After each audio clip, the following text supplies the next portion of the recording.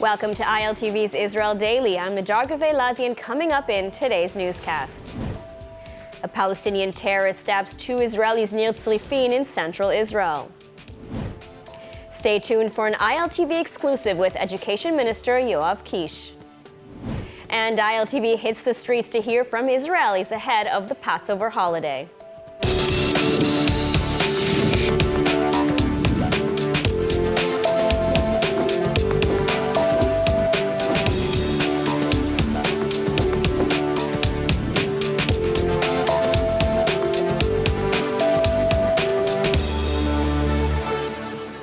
Just one day ahead of the Passover holiday, security forces are on high alert as a stabbing attack injured 2 Israelis on Tuesday morning. All the details in the following report. 2 Israeli soldiers in their 20s were injured in a stabbing attack Tuesday near the TZIFIRN military base in central Israel. Magen David Adom Emergency Services said one of the soldiers was in serious condition while the second was lightly injured. Both were evacuated to the hospital for further treatment. Israel police said in a statement that the suspect was a 20-year-old Palestinian resident of Hebron in Judea and Samaria. The terrorist was subdued by citizens and then arrested by police. The police also said the terrorist acted alone after initial reports indicated that a second terrorist was on the loose. While no group has yet claimed responsibility for the attack, Palestinian terror group Hamas welcomed the stabbing attack, calling it the first response to defending the Al-Aqsa Mosque in Jerusalem. Additionally, on Monday evening, a shooting attack took place at Kibbutz Ma'ale Gilboa in northern Israel. Reports indicated that the shooting came from the separation fence, where there were many witnesses as residents were outside preparing for the Passover holiday. Palestinian media reported that the Islamic Jihad terrorist group and a faction belonging to the Al-Aqsa Martyrs Brigade were behind the attack. After the incident, Shlomo Neiman, head of the Esha Council, said that when it comes to terror, everyone in Israel is impacted. And 2 people were allegedly killed as Israel launched its 4th attack this week in Syria, according to the country's local reports.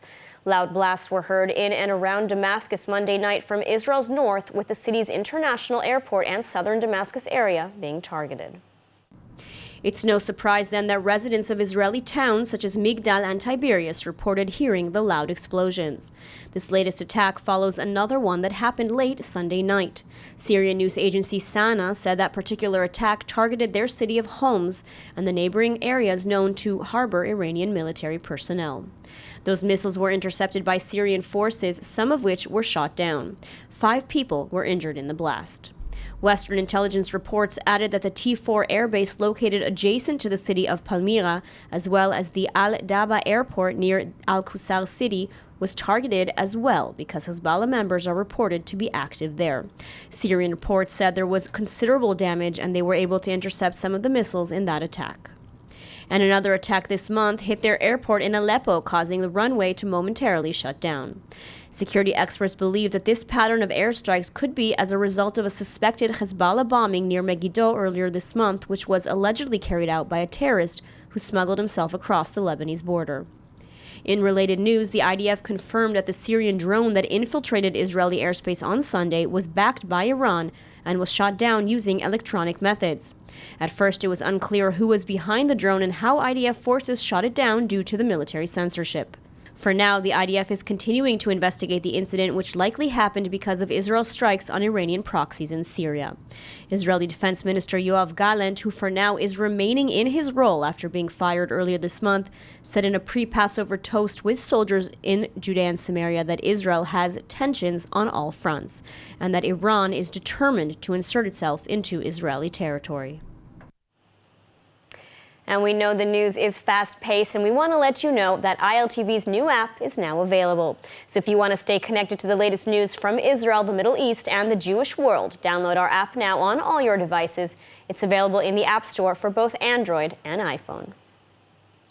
And moving on, ILTV had the opportunity to sit down with Education Minister Yoav Kisch, who was recently appointed to the negotiations team over the legal reforms at the president's residence.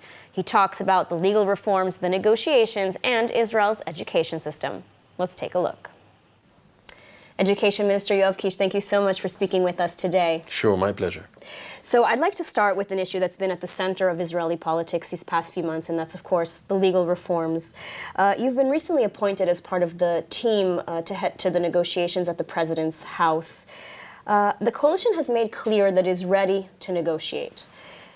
Do you feel the same spirit from the opposition, and how are the negotiations progressing?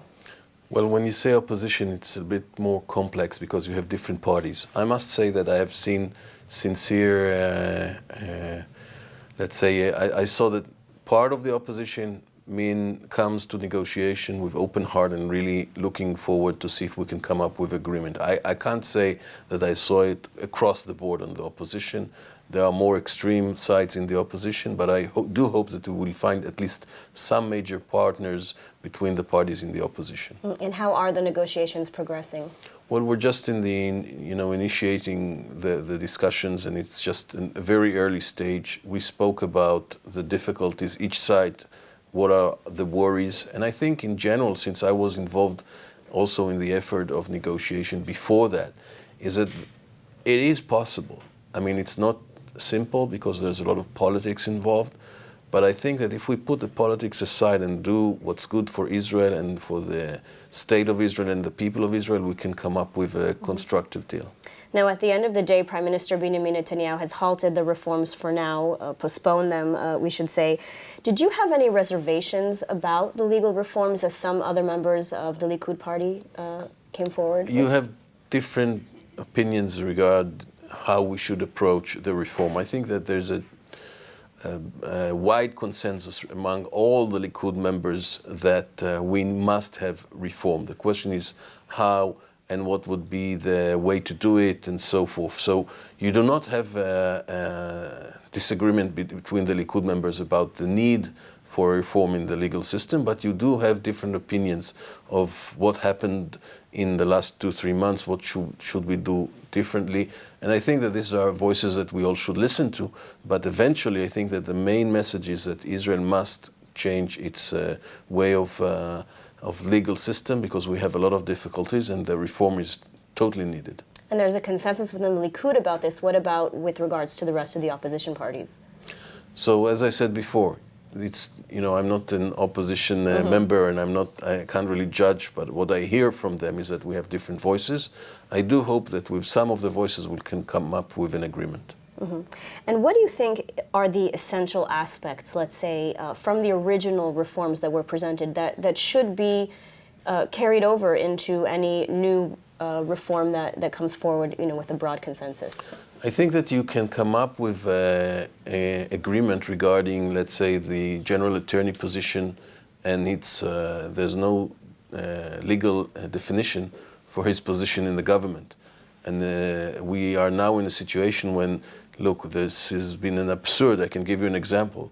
I think it was a few weeks ago that the president of Israel, Yitzhak Herzog, called the general attorney and asked her, if she would allow the prime minister, yes, the leader of Israel, to say his opinion and to be involved in this huge crisis that is attacking Israel in the security, economics, international relationship, and the answer was no. So, it's kind of absurd that she is the one who is creating what's going on in Israel. She was not elected to that. It's not under her responsibility, and these are one of the things that we must change. So regarding that, I think we can come up with a mutual understanding with the opposition. There are other issues that are more, let's say, less, it will be harder to get an agreement on them. But you think that eventually you'll be able to reach an agreement? That depends on the sides, because if the sides will be willing to give up on some of the things that they see as, very important, I won't say crucial, because on the crucial facts you cannot give up, but if you're willing to give up on important things in order to get to an agreement, you might be able to do so. Now, I also do want to address the protests that we've been seeing these past few months. I mean, and more than the protests, we've seen something that I think we haven't seen before, and that is refusal to serve among, for example, Air Force pilots and others in the IDF. You, as a former Air Force pilot yourself, I'm interested to hear your thoughts on this. Well, the pilots, some of them are friends of mine, and I know them for years, and they're very good people with, huge motivation to help Israel. I think they've been totally wrong. I think they did huge damage to Israel. This is something that we cannot accept.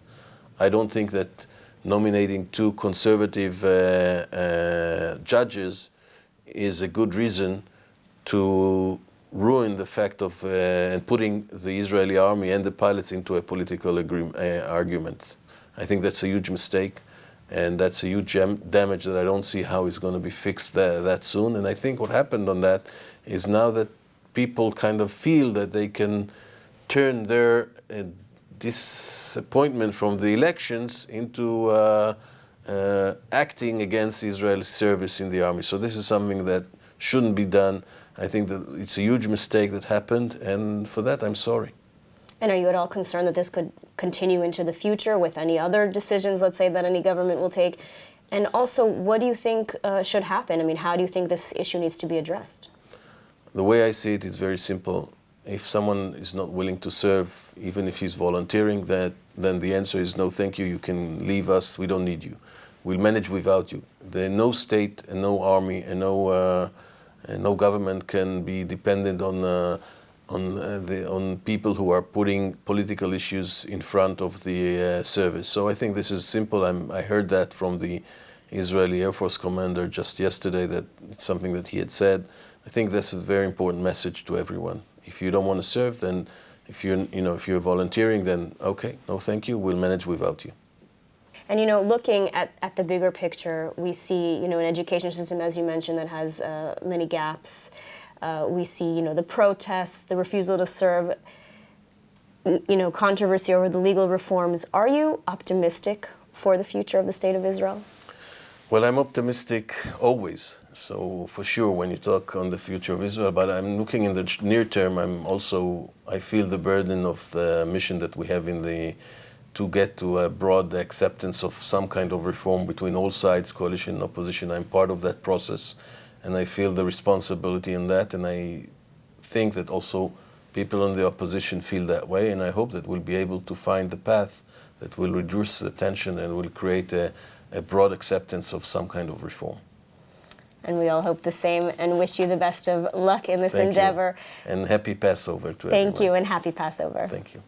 And for the full interview, you can watch on our website, ILTV.tv, or on our app, ILTV News. And in financial news, Israel has hiked its interest rate yet again.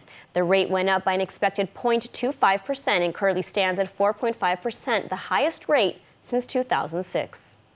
This is the 9th rate increase since of April of 2022, after 3 0.5% hikes.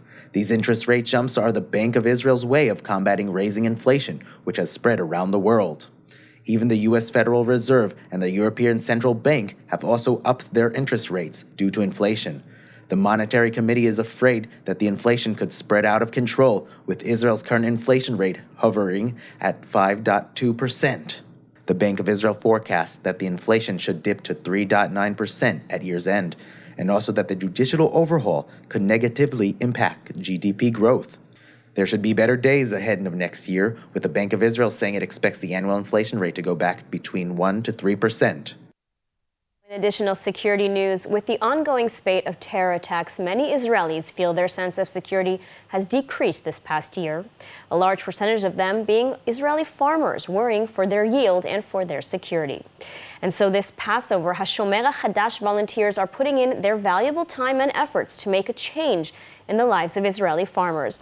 HaShomer HaChadash are engaging thousands of volunteers from Israel and abroad and operating a wide variety of educational programs. Such programs provide Jews from around the globe with the opportunity to forge deep connections to the land of Israel.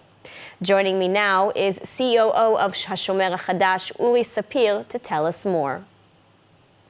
So Uri, as Israelis are celebrating the Passover Seder, HaShomer HaChadash volunteers decided to stand guard.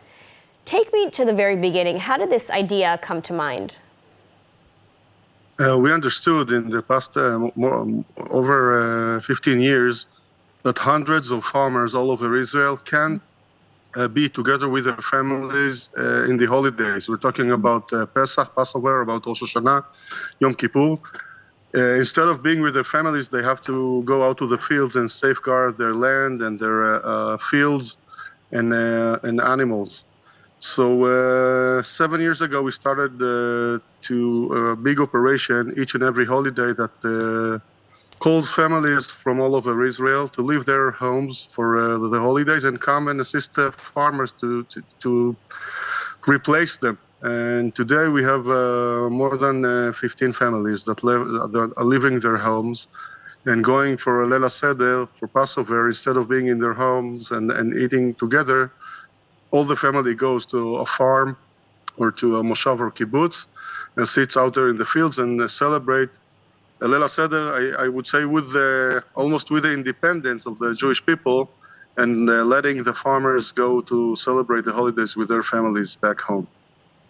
That's incredible. And what do these areas specifically need to be guarded from? I mean, what's happening there?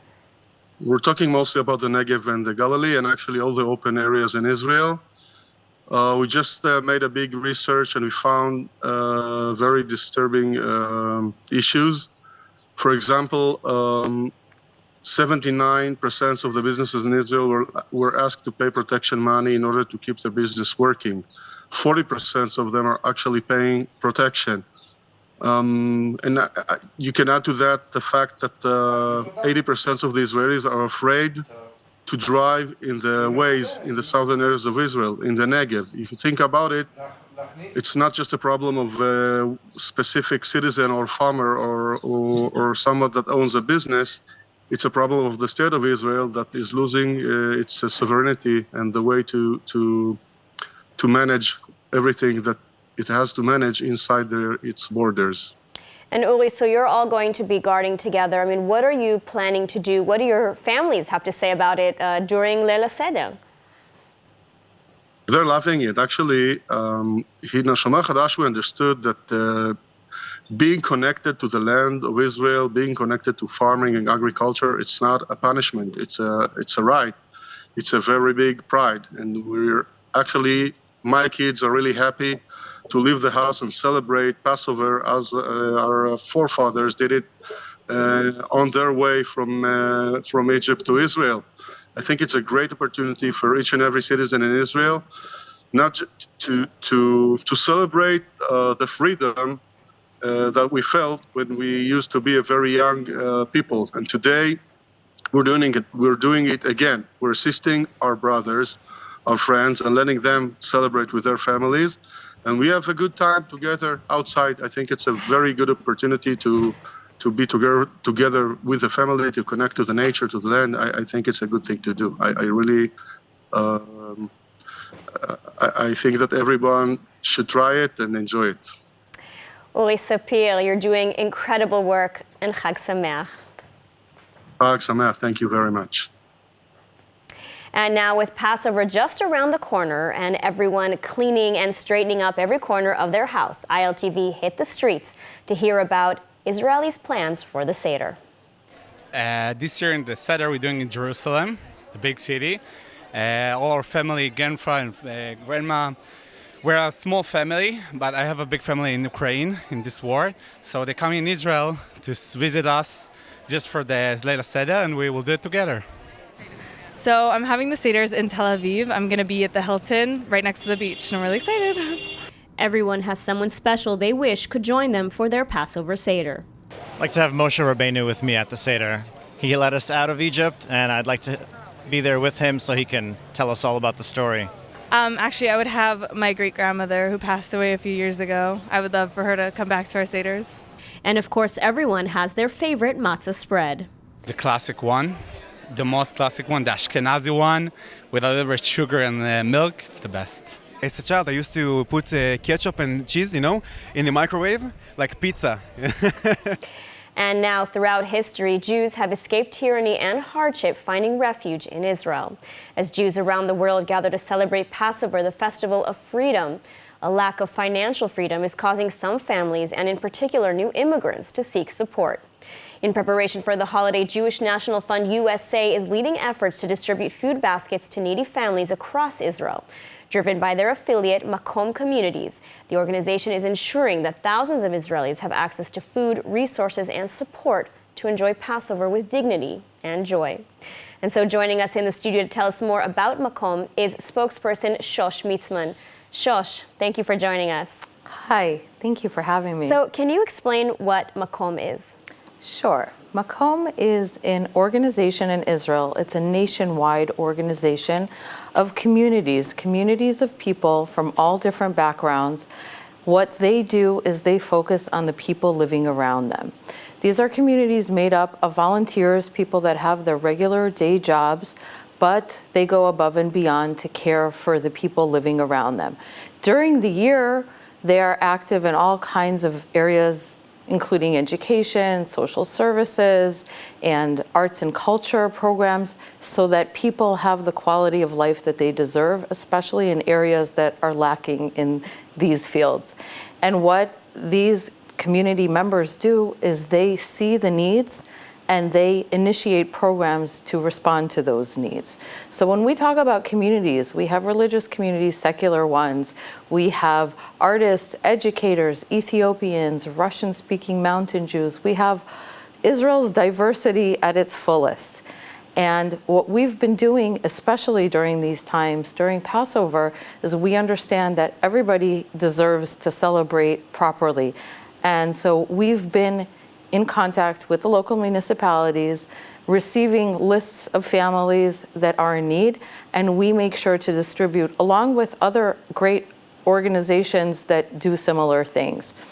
And so, I want to ask, besides from distributing food baskets, for example, what are some of the other ways that Makom is helping families during this Passover season? So thanks to the generous support of Jewish National Fund USA, we are able to provide things that people need most. And a great example would be community seders. Something that we do during the year is in many of the cities, we understand that people live alone, they don't have family, and we want to make sure that they feel part of something, that they belong. And during the year, we do community Shabbat meals, and we've taken that model into 48 different cities across Israel, and we do these community seders where people don't have to feel uncomfortable, whether they're a recent immigrant or they live alone, they don't have family, or just families want something to celebrate together. This is something where everybody can come together and celebrate the Seder in a nice and festive way, thanks to the generous support that we receive. So you're having seders in 48 different cities throughout the country. That's incredible. Yes, and we've delivered over 30,000 food packages just in the last few weeks. Wow. And people who are watching, how can they donate to Makom or come volunteer with your organization? Since we are 250 communities all across Israel, our communities exist in basically every single city. Our main focus is in the north and the south, since we understand that in these places, those are the areas that need our support the most. But in order to either take part, usually the best way is to understand in which city who the volunteers are, because these are the members of the Makom communities. These are the people that finish their day job, go home, usually switch clothes, and will be out there either contacting the services or running around, initiating all kinds of interesting programs and being involved with, whether it's senior citizens or teenagers. These people are constantly busy and involved. And the best way to donate is through Jewish National Fund's page. The website is my.jnf.org/Makom/Pesach 2023. That's the best way to ensure that people that are interested in taking part in making sure that people in Israel celebrate Pesach, Passover, accordingly and have the opportunity to really celebrate, this is the best way to take part. Absolutely. Shosh Mitzman, thank you so much for taking the time to speak with us today and for the amazing work that you're doing. Thank you. Thank you for this opportunity. And now, let's take a look at the weather forecast. Clear skies are expected around most of the country tonight with lows of around 12 degrees Celsius or 54 Fahrenheit. Then tomorrow we'll see the sunshine alongside clear skies with steady top temperatures, seeing highs of about 27 degrees Celsius or 80 degrees Fahrenheit. That's all for today's news. For more updates from Israel on all your devices, check out our ILTV channel, subscribe to our ILTV newsletter, and don't forget to check out our new and improved website, ILTV.tv, with all the latest news from the heart of the State of Israel. I'm the Dark Elazi. Be well. Thank you so much for watching, and happy Passover.